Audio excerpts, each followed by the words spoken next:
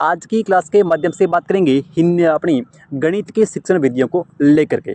ठीक है, पिछली क्लास में आप लोगों का जो प्यार और सपोर्ट रहा, ठीक है, उसमें सभी का एक ही कमेंट था कि सर गणित की शिक्षण विधियों की और क्लास जो है वो लेके आइए। तो बिल्कुल आज की जो क्लास है उसमें हम जितने भी इम्पोर्टेंट गणित की शिक्षण विधियों को लेकर क्वेश्चन बन सकते हैं, ठीक है, उन सभी प्रश्नों की बिल्कुल व्याख्या सहित, ठीक है, बिल्कुल व्याख्या सहित एक एक प्रश्न को आराम से जो है वो हल करेंगे और पूरा कंप्लीट अपना जो है वो कोर्स करेंगे, ताकि आपका गणित शिक्षण विधियाँ, मनोविज्ञान, हिंदी, ठीक है, किसी भी सब्जेक्ट का कोई क्वेश्चन जो है वो गलत नहीं जाए।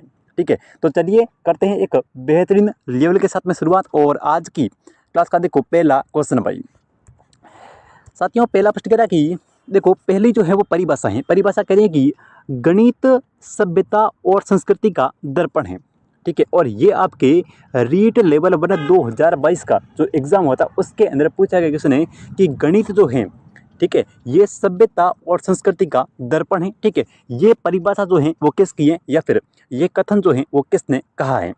गणित जो है ये सभ्यता और संस्कृति का दर्पण है। ठीक है, ये किसने कहा था? ठीक है, ऑप्शन ए देखो भाई, कॉल एफ गोस ने, गैलीलियो ने, या फिर हॉगबे ने, या फिर रोजर बेकर ने। बताओ भाई कौन सा ऑप्शन इन चारों में से सही हो जाएगा? गणित को सभ्यता और संस्कृति का दर्पण जो है ये किसने कहा था? बिल्कुल बिल्कुल बिल्कुल, जिनका भी ऑप्शन यहाँ पे आ रहा है सी, ठीक है, उनका बिल्कुल सही हो जाएगा। गणित को सभ्यता और संस्कृति का दर्पण कहा था हॉगबे ने। ठीक है, तो इस क्वेश्चन का आपका सी ऑप्शन जो है वो बिल्कुल सही हो जाएगा, हॉगबे। साथियों अच्छे से ध्यान रहे भाई, ये क्वेश्चन दोबारा रिपीट होकर भी आपसे पूछा जा सकता है कि गणित को सभ्यता और संस्कृति का दर्पण किसने कहा है? तो किसने कहा है? ये कहा है अपने किसने? हॉगबे ने कहा है भाई। ठीक है, हॉगबे ने कहा है, अच्छे से रट लेना, हॉगबे ने कहा है। ठीक है, अब देखो हम यहाँ पे बात करेंगे किसकी? हम यहाँ पे बात करेंगे कॉल एफ गोस की। देखो साथियों, कॉल एफ गोस की परिभाषा क्या है? इंपॉर्टेंट परिभाषाएं आपसे पूछी जा सकती हैं कि कॉल एफ गोस की परिभाषा क्या है, अच्छे से ध्यान से समझना। साथियों देखो यहाँ पे है एक शब्द हमारे पास में एफ, ठीक है, और एक शब्द यानी कि गोस को मैं लिखता हूँ जी। ठीक है, गोस को मैंने जी लिख दिया। ठीक है, तो ये शब्द बन गया जी एफ। क्या बन गया? जी एफ बन गया। अब हम देखो जी परिभाषा को याद करने का तरीका बता रहा हूँ साथियों, परिभाषा को सिर्फ और सिर्फ याद करने का तरीका बता रहा हूँ कि कैसे इसको जो है वो याद करना है। ठीक है, देखो एफ से बन गया एफ, और गोस से, गोस जो है वो इसका मैंने ले लिया जी, तो ये जी और एफ बन गया। ठीक है, ये जो शब्द हैं ये बन गया जी और एफ। अब देखो हम जी एफ को क्या करेंगे? कॉल करेंगे। ठीक है, जी एफ को क्या करेंगे? कॉल करेंगे। और जी एफ कौन होती है साथियों? जी एफ जो है ये क्या होती है? ये रानी होती है हमेशा। ठीक है, जी एफ जो है इसको हम क्या करेंगे? देखो साथियों, जी एफ को हम जो है वो कॉल करेंगे, जी एफ को हम कॉल करेंगे, और जी एफ जो है ये क्या होती है? ये रानी होती है। ठीक है, तो गणित को विज्ञान की रानी किसने कहा है? गणित को विज्ञान की रानी किसने कहा है? तो ये कहा है कॉल एफ गोस ने। ठीक है, उम्मीद करता हूँ आपको जो है वो परिभाषा अच्छे से आपको याद हो गई होगी, यानी कि जी एफ का मतलब हो गया जी एफ। ठीक है, कैसे भी करके अपन को सिर्फ और सिर्फ याद करना है। ठीक है, जी एफ को हम क्या करेंगे? कॉल करेंगे, तो इससे बन जाएगा कॉल एफ गोस। ठीक है, और जी एफ जो होती है ये साथियों हमेशा क्या होती है? रानी होती है। जी एफ जो है ये हमेशा रानी होती है। तो गणित को विज्ञान की रानी किसने कहा है? ठीक है, गणित को विज्ञान की रानी कहा है किसने? कॉल एफ गोस ने। ठीक है, अब देखो हम यहाँ पे बात कर लेते हैं गैलीलियो की। ठीक है, गैलीलियो जहाँ पर भी अगर गैलीलियो की परिभाषा आएगी तो वहाँ पे आपको आएगा या तो लिखा हुआ आएगा संपूर्ण जगत, ठीक है, ये शब्द आएगा, या फिर लिखा हुआ आएगा संपूर्ण ब्रह्मांड। ठीक है, इन दोनों में से कोई भी वर्ड अगर आपको परिभाषा के अंदर देखने को मिलता है तो वहाँ पे समझ लेना परिभाषा किसकी है? ये परिभाषा हो जाएगी गैलीलियो की।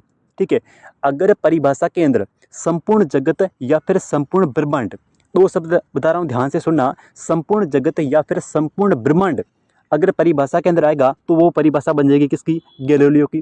ठीक है, गैलीलियो ने कहा है कि गणित वह भाषा है, ठीक है, पूरी परिभाषा बता रहा हूँ, गणित वह भाषा है जिसमें परमेश्वर ने संपूर्ण ब्रह्मांड या फिर संपूर्ण जगत को क्या कर दिया है? लिख दिया है।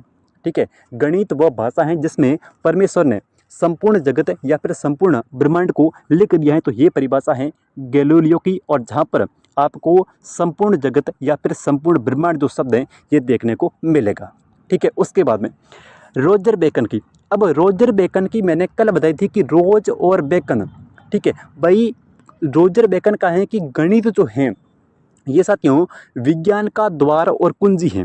ठीक है, विज्ञान का क्या है, द्वार और कुंजी है। ठीक है, तो मैंने आपको कल की क्लास के अंदर बताया था कि रोजर बेकन यानी कि द्वार की कुंजी। ठीक है साथियों, द्वार की कुंजी किसके पास होगी, जो रोज आएगा।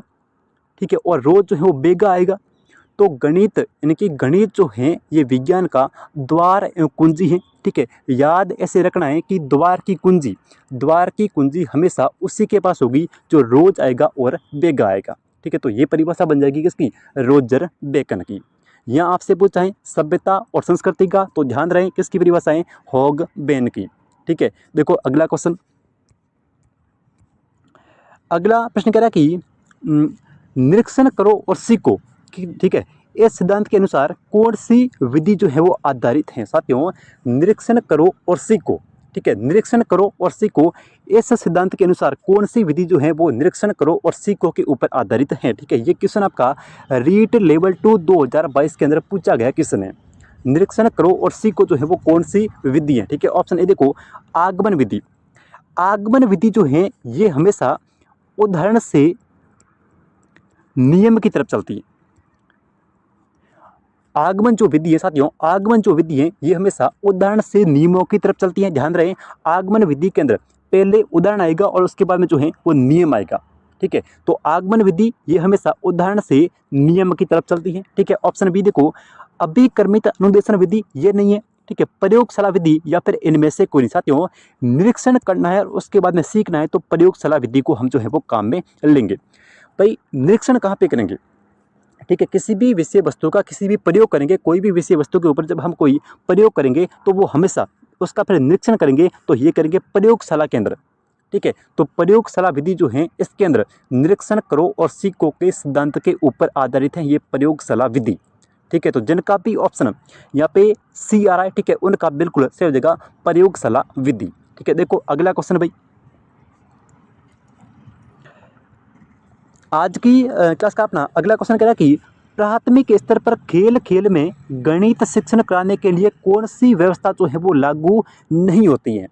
प्राथमिक स्तर यानी कि कक्षा 1 से 5 तक की बात हो रही है। ठीक है, कक्षा 1 से 5 तक को क्या करवाना है, गणित का शिक्षण करवाना है। ठीक है, उसके अंदर कौन सी व्यवस्था जो है वो लागू नहीं होती है। ठीक है, देखो साथियों मोंटेसरी ये बिल्कुल होती है। मोंटेसरी जो है ये साथियों इटली की थी और इन्होंने एक विधि दी थी मारिया मोंटेसरी। ठीक है, जिन्होंने मोंटेसरी विधि का प्रतिपादन किया, बिल्कुल सही है। किंडरगार्टन, इस किंडरगार्टन जो पद्धति है ये साथियों जर्मनी के एक मनोवैज्ञानिक थे और जिनका नाम है फ्रोबेल। ठीक है, जर्मनी के एक मनोवैज्ञानिक थे जिनका नाम है फ्रोबेल, और फ्रोबेल ने ये किंडरगार्टन पद्धति दी थी। ठीक है, तो किंडरगार्टन इसके प्रतिपादक पूछे तो करना है फ्रोबेल। ठीक है, फ्रोबेल मूलतः जर्मनी के थे। ठीक है, उसके बाद में हम यहाँ पे मोंटेसरी की बात करें तो मोंटेसरी जो है वो ये थी मोंटेसरी विधि, और इसके प्रतिपादक पूछें तो करना है मारिया मोंटेसरी। ठीक है, मारिया मोंटेसरी जो है ये थी इटली की। ठीक है, उसके बाद देखो डाल्टन, ये डाल्टन बिल्कुल सही है। और व्याख्यान विधि साथियों देखो प्राइमरी स्तर के बच्चों के लिए अगर हम बात करें तो यहाँ पे व्याख्यान विधि जो है ये बिल्कुल भी नहीं होती है। ठीक है, व्याख्यान विधि का मतलब सीधा सा होता है लेक्चर देना। ठीक है, इस व्याख्यान विधि का मतलब क्या हो गया, लेक्चर देना। और लेक्चर देना इनकी जो लेक्चर होते हैं ये छोटे बच्चों को समझ में नहीं आती हैं। ठीक है, अगर हम सीधे बच्चों को पढ़ाएं कि मुगलक वंश ये था, तुगलक वंश ये था, मौर्य वंश ये था, ठीक है, अगर इस प्रकार से व्याख्या करेंगे, इस प्रकार से लेक्चर देंगे तो ये छोटे बच्चों को समझ में नहीं आएगा। ठीक है, इसलिए जो व्याख्यान विधि है ये हमेशा इसका प्रयोग जो है वो उस स्तर की कक्षाओं के अंदर किया जाता है। प्राइमरी कक्षा यानी कि प्राथमिक स्तर पर व्याख्यान विधि को प्रयोग में नहीं लाया जाता है। ठीक है, मोंटेसरी विधि ये 3 वर्ष से 7 वर्ष के बच्चों के लिए है, और किंडरगार्टन जिसके प्रतिपादक फ्रोबेल है और ये भी 3 से लेकर के 7 वर्ष तक के बच्चों के लिए है, और दोनों के अंदर खेल विधि के द्वारा बच्चों को सिखाया जाता है। ठीक है, खेल विधि के द्वारा जो शिक्षण है वो करवाया जाता है कौन सी विधि में, मोंटेसरी विधि में और किंडरगार्टन विधि के द्वारा।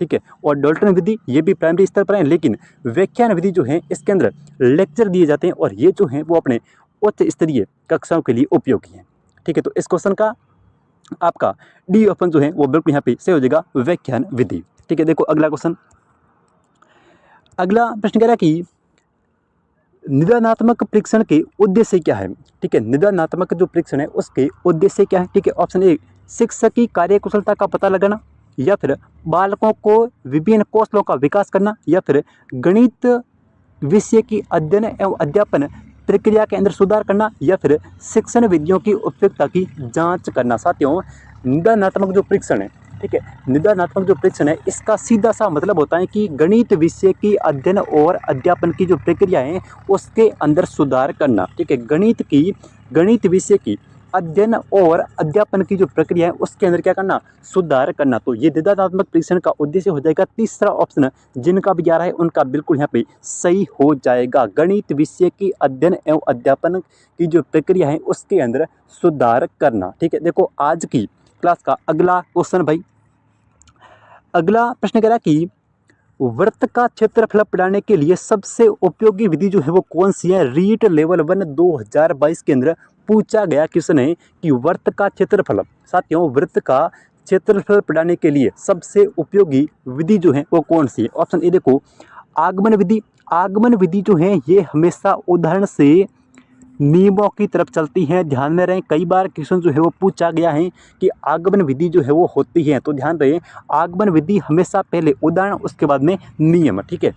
निगमन विधि नियम से उदाहरण की तरफ, ठीक है। नियम विधि जो है ये निगमन विधि जो है ये हमेशा नियम से उदाहरणों की तरफ चलेगी, ठीक है। वृत्त का क्षेत्रफल पढ़ाना है तो इसके लिए हम प्रयोग करेंगे इस प्रयोगशाला विधि का, ठीक है। बिल्कुल अच्छा क्वेश्चन है और ये क्वेश्चन आपके रीट पात्रता या फिर रीट मुख्य परीक्षा के अंदर पूछा जा सकता है, ठीक है। एक वृत्त का क्षेत्रफल पढ़ाने के लिए जिस विधि का प्रयोग करेंगे वो विधि है प्रयोगशाला विधि, ठीक है। तो इस क्वेश्चन का जिनका भी ऑप्शन डी आ रहा है, ठीक है, उनका बिल्कुल सही हो जाएगा प्रयोगशाला विधि, ठीक है। देखो अगला क्वेश्चन, अगला प्रश्न कह रहा है कि गणित में स्लाइड रूल का उपयोग होता है, ठीक है। इनकी गणित के अंदर, गणित विषय के अंदर स्लाइड रूल का प्रयोग जो है ये कहाँ पर होता है, ठीक है। गुणन व भाजन के लिए होता है। ऑप्शन बी, कोण मापन के लिए होता है। ऑप्शन सी, आकृति को छोटा व बड़ा करने के लिए, या फिर उन्नयन कोण को मापने के लिए। साथियों देखो यहाँ पे गणित के अंदर, ठीक है, स्लाइड रूल का उपयोग करते हैं, ठीक है। गणित में हमेशा स्लाइड रूल का उपयोग है वो क्यों किया जाता है, तो ये किया जाता है गुणन और भाजन के लिए, ठीक है। जिनका भी ऑप्शन ए आ रहा है, ठीक है, उनका बिल्कुल यहाँ पे से हो जाएगा गणित के अंदर स्लाइड रूल का प्रयोग हमेशा गुणन और भाजन के लिए किया जाता है। अच्छा क्वेश्चन है भाई, रट लेना अच्छे से। गणित के अंदर स्लाइड रूल का प्रयोग जो है ये हमेशा गुणन और भाजन के लिए किया जाता है, ठीक है। देखो आज की क्लास का अपना अगला क्वेश्चन भाई, अगला क्वेश्चन है और बेहद ही इंपॉर्टेंट क्वेश्चन है कि निम्न में से कौन सा कथन गणित की प्रकृति से संबंधित नहीं है, ठीक है। इनमें से कौन सा कथन जो है ये गणित की प्रक्रिया यानी कि गणित की जो प्रकृति होती है, गणित का महत्व का जो नेचर होता है, ठीक है, उससे संबंधित नहीं है, ठीक है। ऑप्शन ए देखो, गणित में अमूर्त प्रत्ययों की व्याख्या की जाती है, ठीक है। गणित के अंदर अमूर्त प्रत्यय, गणित के अंदर जो भी सारी वो चीज़ें हैं वो साथियों अमूर्त हैं। गणित खुद विषय जो है कैसा है, ये एक अमूर्त विषय है। गणित हमेशा जो है वो एक अमूर्त विज्ञान है, यानी कि अमूर्त विषय है, ठीक है। उसके बाद में गणित में सामान्य अनुमान का क्षेत्र जो है वो सीमित होता है, ठीक है। गणित एक सार्वभौमिक विषय है। अच्छा है, यहाँ पे देखो गणित जो है ये एक सार्वभौमिक विषय है। जैसे 2+2 जो है वो 4 होते हैं। आप घर में बैठ करके जोड़ोगे तो भी 4 आएगा, पहाड़ पर बैठ के जोड़ोगे तो भी 4 आएगा, लाइब्रेरी में बैठ के जोड़ोगे तो भी 4 आएगा। यानी कि गणित जो है ये एक सार्वभौमिक विषय है और ये इसके अंदर मौलिकता होती है, इसके अंदर विशिष्टता होती है, ठीक है। उसके बाद में ऑप्शन डी कह रहा है कि संख्या, स्थान और मापन ये गणित के आधार हैं। बिल्कुल सही है, संख्या है, मापन है, संख्या है, स्थान है, ये सभी जो है वो गणित के क्या है, ये सभी गणित के आधार हैं। तो यहाँ पे आपका कौन सा दूसरा ऑप्शन जो है वो सही नहीं है, क्योंकि गणित का जो सामान्य अनुमान का जो क्षेत्र है ये असीमित होता है, सीमित नहीं होता है। ठीक है, गणित के बारे में हम पहले से जो है वो कोई भी अनुमान यानी कि सामान्य अनुमान जो है वो लगाया जा सकता है। ठीक है, तो इसके अंदर जो क्षेत्र होता है ये हमेशा असीमित होता है। ठीक है, सामान्य अनुमान का जो क्षेत्र होता है ये हमेशा असीमित होता है। तो इस क्वेश्चन का आपका बी ऑप्शन जिनका भी है उनका बिल्कुल यहाँ पे सही हो जाएगा। सामान्य अनुमान का जो क्षेत्र होता है ये असीमित होता है। ठीक है, देखो अगला क्वेश्चन। अगला प्रश्न कह रहा है कि हस्तप्रक प्रतिमान, ठीक है, स्थिर चित्र, लिखित प्रतीक, मौखिक और लिखित भाषा वास्तविक संसार की स्थितियाँ अथवा संदर्भ को दर्शाने वाले 5 तरीके हैं। ठीक है, ये किसके हैं? तो ये हैं हमेशा किसके? ये हैं अपने गणितीय चिंतन और विचार के। ठीक है, तो इस क्वेश्चन का आपका बी ऑप्शन बिल्कुल सही हो जाएगा, गणितीय चिंतन एवं विचार। ठीक है, आज की क्लास का देखो अगला क्वेश्चन भाई साथियों, अगला प्रश्न है कि गणित एक ऐसी अमूर्त व्यवस्था का अध्ययन है, ये परिभाषा जो है ये किसकी है? गणित जो है ये एक ऐसी अमूर्त व्यवस्था का अध्ययन है। ठीक है, ये परिभाषा किसके द्वारा दी गई है? ठीक है, ऑप्शन ए देखो, बेल ने दी है, बेकर ने दी है, मार्शल एच स्टोर ने, या फिर कांट ने। गणित एक अमूर्त व्यवस्था का अध्ययन है। गणित जो है, मैथ जो है, ये एक अमूर्त व्यवस्था का अध्ययन है। ये परिभाषा दी है मार्शल एच स्टोर ने। ठीक है, जिनका भी ऑप्शन यहाँ पे सी यानी कि 3 नंबर आ रहा है उनका बिल्कुल सही हो जाएगा। गणित एक ऐसी अमूर्त व्यवस्था है जिसके अमूर्त व्यवस्था का अध्ययन है। ये परिभाषा किसने दी है? मार्शल एच स्टोर ने दी है भाई। ठीक है, बिल्कुल 3 नंबर वाले उनका सही हो जाएगा। ठीक है, देखो अगला क्वेश्चन। अगला प्रश्न कह रहा है कि एक प्राकृतिक विज्ञान केवल उसी स्थिति में विज्ञान है जब तक इसका स्वरूप जो है वो गणितीय है। एक प्राकृतिक विज्ञान केवल उसी स्थिति में विज्ञान है, ठीक है, जब तक इसका स्वरूप जो है वो गणितीय है। ठीक है, ये परिभाषा जो है वो किसके द्वारा दी गई है? अच्छी परिभाषा साथियों। एक प्राकृतिक विज्ञान केवल उस स्थिति में, एक प्राकृतिक विज्ञान केवल उस स्थिति में विज्ञान है, ठीक है, जब तक इसका स्वरूप जो है वो गणितीय है। ये परिभाषा किसके द्वारा दी गई है? देखो ऑप्शन ए बेल ने दी है, कांट ने दी है, मार्शल एच स्टोर या फिर बेकर ने। साथियों, इस परिभाषा की बात करें तो ये परिभाषा दी है कांट के द्वारा। ठीक है, ये जो परिभाषा है ये दी है कांट ने, यानी कि एक प्राकृतिक विज्ञान केवल उसी स्थिति में विज्ञान है जब तक इसका स्वरूप जो है वो गणितीय है। ठीक है, ये परिभाषा अच्छे से स्टार लगा के स्क्रीनशॉट लेके याद रख लेना। ये परिभाषा दी है कांट महोदय ने। ठीक है, तो इस क्वेश्चन का आपका बी ऑप्शन जो है वो बिल्कुल यहाँ पे सही हो जाएगा, कांट। ठीक है, देखो अगला क्वेश्चन। आज की क्लास का अपना अगला क्वेश्चन है कि व्यापक महत्व की दृष्टि से गणित सभी प्रकार की औपचारिक, निगमनात्मक और तार्किक योग्यता का विकास है। ये परिभाषा जो है वो किसने? देखो, गणित के अंदर व्यापक जो है ये हमेशा अपने सिर जो है वो हमेशा व्यापक होता है, और सिर के अंदर जो है वो हम निगमनात्मक रूप से तर्क जो है वो सिर के अंदर करते हैं। तो वाइट हेड, ठीक है, वाइट हेड ऐसे याद रख लेना, वाइट हेड की ये परिभाषा है। ठीक है, तो जिनका भी ऑप्शन डी आ रहा है, ठीक है, उनका बिल्कुल सही हो जाएगा। ये परिभाषा है वाइट हेड की। ठीक है, देखो आज की क्लास का अपना अगला क्वेश्चन भाई साथियों, अगला प्रश्न है कि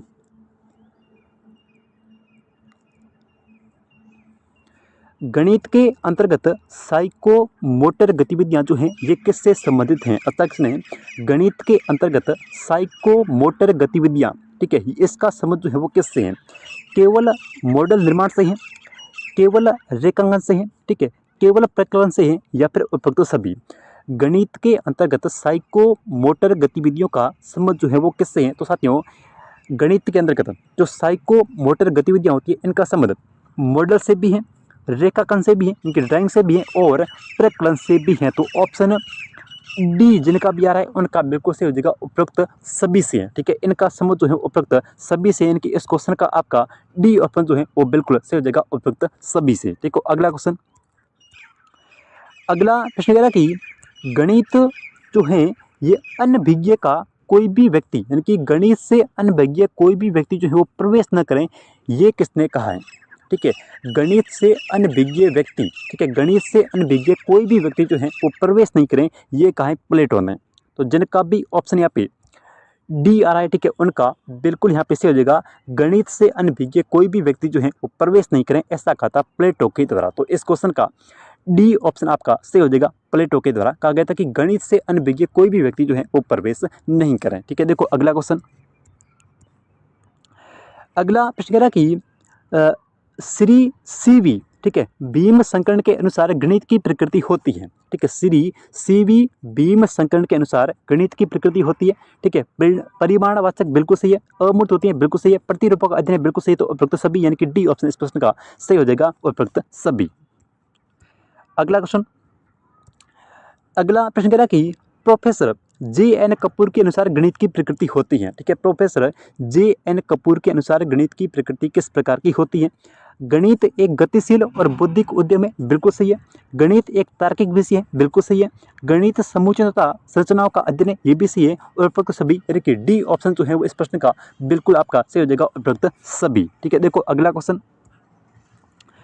अगला प्रश्न कह रहा कि कौन सा गणित की प्रकृति आएगा यहाँ पे? ठीक है, कौन सा जो है वो गणित की प्रकृति के संबंध में सही नहीं है। ठीक है, ऑप्शन ए देखो, गणित एक अस्पष्ट रूप से ज्ञान की प्रस्तुति करता है। ठीक है, गणित एक बौद्धिक और तार्किक विषय है, ये तो सही है। गणित बालकों के मानसिक परीक्षण आ जाएगा, सही हो जाएगा। और उपरोक्त सभी यानी कि डी ऑप्शन जो है वो बिल्कुल यहाँ पे कौन सा गणित की प्रकृति के बारे में सत्य नहीं है। तो गणित एक अस्पष्ट रूप से ज्ञान की प्रस्तुति करती है, तो ये स्पष्ट रूप से करती है, यानी कि ए ऑप्शन जो है वो यहाँ पे आपका गणित के बारे में सत्य नहीं है। ठीक है, देखो अगला क्वेश्चन। अगला प्रश्न कह रहा कि गणित की प्रकृति के संबंध में कौन सा कथन जो है वो सत्य नहीं है। गणित की प्रकृति यानी कि गणित का जो नेचर है उसको लेकर के कौन सा कथन जो है वो सत्य नहीं है। ऑप्शन ए निगमनात्मक विज्ञान है। गणित जो है ये हमेशा आगमन और प्रयोगात्मक विज्ञान है। ठीक है, उसके बाद में तार्किक विचार, ये सही है। मात्रात्मक तथ्य बिल्कुल सही है। विज्ञान की क्रमबद्ध संगठित, ये भी बिल्कुल सही है। तो यहाँ पे देखो गणित जो है इसके अंदर ये गणित जो है ये एक आगमन और प्रयोगात्मक विज्ञान है। ठीक है, गणित जो है ये एक आगमन और प्रयोगात्मक विज्ञान है। तो आपका ए ऑप्शन जो है वो यहाँ पे सत्य नहीं है। ठीक है, देखो अगला क्वेश्चन। अगला क्वेश्चन है कि निम्न में से अशुद्ध कथन की पहचान कीजिए। ठीक है, गणितीय ज्ञान की संरचना में परिकल्पना की एक महत्वपूर्ण भूमिका है। गणित के अंदर कल्पित तर्क होते हैं, ये बिल्कुल सही है। गणित संसार में भाषा प्रयोग परिशुद्ध होना अनिवार्य है, या फिर गणितीय ज्ञान की संरचना में अनुमान लगाना जो है वो उपयोगी नहीं होता। इन चारों में से कौन सा कथन जो है वो सत्य है? इस क्वेश्चन का आंसर जो है वो आपको कमेंट करके बताना है। मिलते हैं एक नई क्लास में, तब तक के लिए जय हिंद जय भारत।